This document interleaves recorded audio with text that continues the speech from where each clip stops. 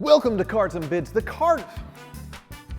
Welcome to Cars and Bids, the smartest place to sell and buy your modern enthusiast car.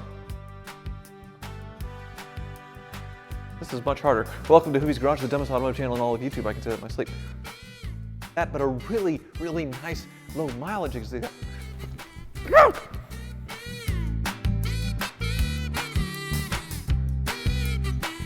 Yes, it's much easier to do my traditional intro than something else. I'm pretty set in my ways, but another very easy thing for me to do was to sell, or I am selling, 6 cars. A few of them on Cars and Bids, no reserve. We'll get into that in a little bit. But the reason for that intro with the purple Porsche, no, I'm not selling it. I'm doing some buyer's guides on Cars and Bids YouTube channel. Should be checking that out here in the next week or two. Hopefully they will be up. But the focus of today's video is a Hoopty Fleet update of the non-broken cars mostly, or the functional cars here at home, and the 6 that I've already gotten rid of or will be getting rid of. And one of them was a very easy decision. Right, Frank? Yes, come here. Come, Frank. Come say hello to YouTube, because you're part of the reason why I got rid of one of the cars. So, Frank loves to do the school run. It is very important for a herding dog to feel like they have a job, and his job of herding the children to school is very, very important to him. So when I first got the Aston Martin Rapide, it was easy for me to haul the baby to school in the old car seat, and the dog did not come along. But when Frank did start coming along to the school run, he didn't fit in that car, so it kind of sat to the side, unfortunately. The Rapide's interior is pretty cramped. There's 2 seats in the front, 2 seats in the rear. He couldn't stand up in the rear cabin area, the rear storage area, so I quit driving it. And then I really quit driving it when my baby Liam upgraded to the 1-year-old car seat, and it had no hope of fitting in the Rapide. So it went from being basically my main daily driver to a car I almost never used. So when a friend of mine reminded me that he really, really wanted it, it was an easy sell. It wasn't something I wanted to keep as an extra fun car, and really for a sporty sedan, a special occasion, the 740i Sport, which we will be driving today. It seems more sporty and fun to drive, even though it has less horsepower. I know it's hard to believe, and the technology in this car is dated to where it's cool now, whereas the Rapide is just dated and it feels old with the infotainment. A little frustrating, and I wasn't looking forward to the long-term ownership prospects of that car. May not depreciate much, but as far as fixing things, it's a little more difficult than, say, an older BMW. In addition, it has a full-size back seat, 3 seats where the dog could ride and the mother-in-law could ride. She also goes to school every day with me and the baby to see them off. I can't believe I'm saying this about a BMW, but it's a much more practical vehicle in that sense as well. So that's why it's easy for me to make the decision to sell the very expensive Rapide. $43,000, almost what I paid for it is what I sold it for, and keep this. The other reason why I'm so motivated to sell the Rapide and 5 other cars, one was another very easy decision, is because of this, the Countach and the Diablo that I bought on New Year's Eve back in 2020. They say having kids ruins your life in the best possible way, and that is very true. Your life as you know it is changed for the good, mostly good and bad forever. You have to give up some things to have children, obviously. And the same can be said for Lamborghinis. Buying 2 Lamborghinis can ruin your finances in the best possible way. I had big plans for 2021 to be debt-free with cars, pay off all of my auto loans, and I set up pretty well to pay the hefty tax bill until I stroked a check for this car and the Diablo in a 2-for-1 deal that nobody could pass up, because the prices were so good that I could sell one of these cars and pay for the other one, have a buy one, get one free. The problem is I'm a complete moron and I can't sell either car right now because I like them so much, so I'm kind of in a bad position. I don't have enough money to pay Uncle Sam come April 15th, or if that gets delayed, and still in crippling debt with loans on other vehicles. So I may end up hawking one of these cars, but maybe I'll make it to the finish line if I sell enough vehicles. One other car that was a very easy one to sell was my GL320 CDI that I made a video on a few weeks ago talking about how horrible it was. I sold it for $5,000, sold it for a loss. That was a great car to get rid of. But then when the G55 started leaking and the battery draining thing kind of happened, it needed to get fixed, so I needed a school run car because I have to haul baby, my daughter, the mother-in-law, the dog, and that requires, well, something with a 3rd row seat or an SUV, so I've bought something that I will unveil in the next videos. My first official purchase of 2021. All the other cars I've unveiled this year were bought before the Lambos happened. We'll unveil that in the next video, like I said, but today we're going to focus on what cars are going, what cars are staying. We're also going to check in with the Ninja on a car that is completed, and then head over to the hangar to check on another couple of cars that I'm selling. One I've been trying to sell for a while, but it's been quite difficult. Frank, do you want to show people the cars? Okay, well, all the cars in here I am keeping. I don't want to sell any of them, including the 740i Sport. I love this car. It's my favorite BMW when I don't really like BMWs.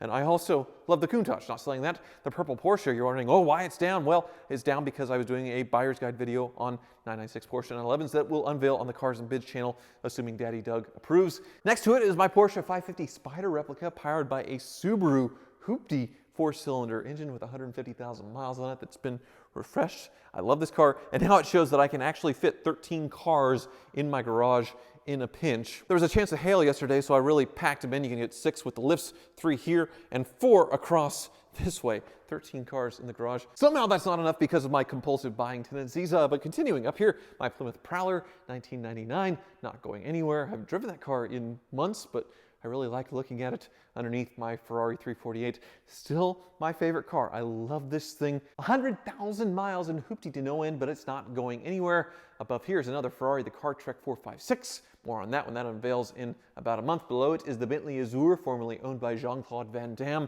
I hadn't driven this car in months either, but I put a battery in it because I needed to get this car down, and it started right up. Everything seems fine with it. My 1985 Mercedes 500 SL. This is another video I did for Cars and Bids, a buyer's guide on this series of SLs. So you can look forward to seeing that. So I needed both this car and this car down, so I put the SLS up, even though I do drive it quite a bit. It's not going anywhere. I saw some comments where people were worried because I put it on the top shelf. It meant I was falling out of love with it because it's harder to access. That's absolutely not true. It's actually going to come down for the next CarTrek 5, a special we're going to do in Florida for the Amelia Island Concours. So I believe that is everything inside. Outside, there is a vehicle that I will show you in my next video, and another one I'll show you sometime down the road that I bought last year. But we are going to continue in the 740i Sports down to the Car Ninja's lair, where we're going to check on the Mini Cooper he says is running and driving, and then we're going to head over to the hangar where there's a lot more cars that I'm going to be selling.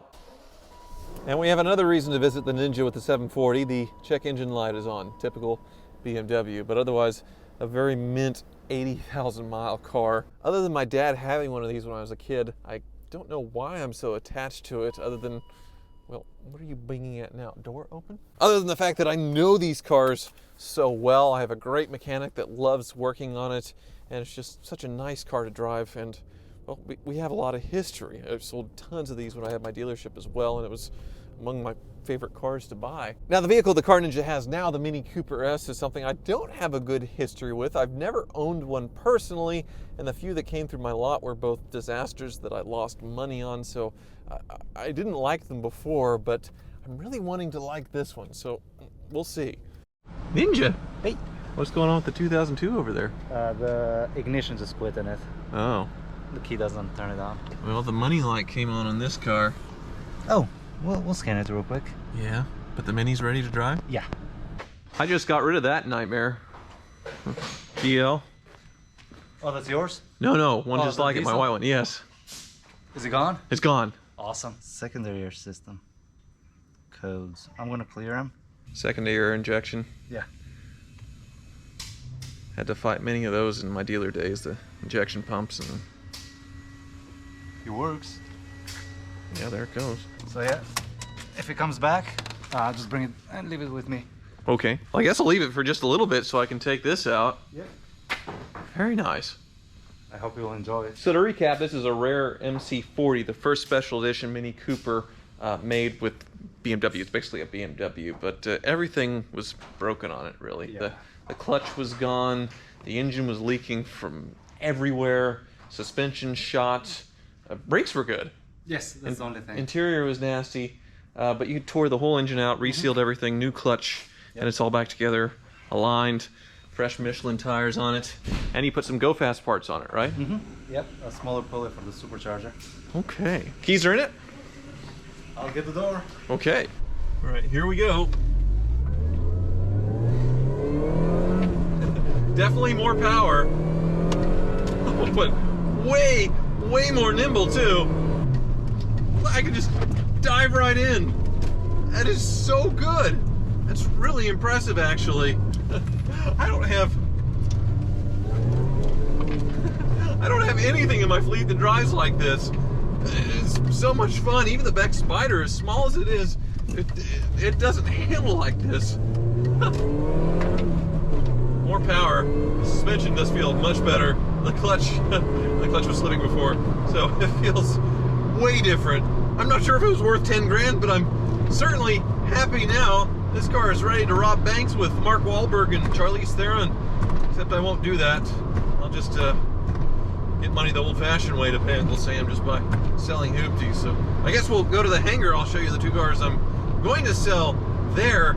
This one being so fun makes it an easy decision, and the fact that I'm buried in it financially, I don't want to take the loss. This car isn't worth all that much. Way to go, Ninja and BMW Mini back in the day. That car is way more fun and exciting to drive than any other new Mini or a Golf GTI or a Fiat 500 Abarth. I'd take that any day of the week. So very happy with that one. We're now in the Hoopty hangar, the storage facility that I get to use, a very, very nice storage facility that I get to use to overflow park some of my cars. They recently had a party in here, and also I had 100% Jake over to take some photos of cars that I'm selling. And they're not these two, the 51 Ford Country Squire and the 66 Mustang. They look great next to each other, great complement cars. I'm not getting rid of those. Both the cars seem to have gone up in value since I bought them, so hopefully that continues to happen.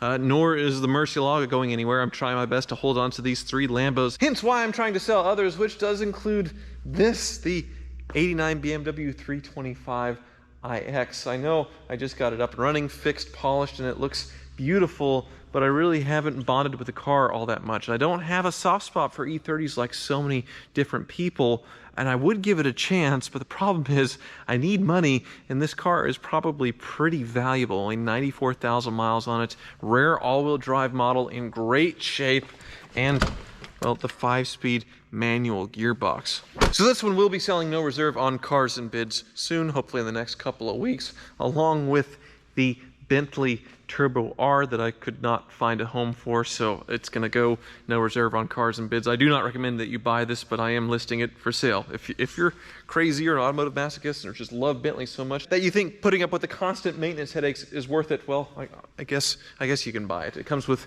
Grey Poupon, which is on the dashboard. Next to it, police car that I got on the show Car Issues, my TV show that I shot a few years ago, sticking around. That's my dad's Trans Am, and then my big conversion van, which is not going anywhere. Speaking of conversion vans, the other car that's going to go after these two on Cars and Bids will be the old conversion van. So with that old van, that makes 5 cars that I've listed that I'm selling or sold. The Rapide, the GL320 CDI, good riddance.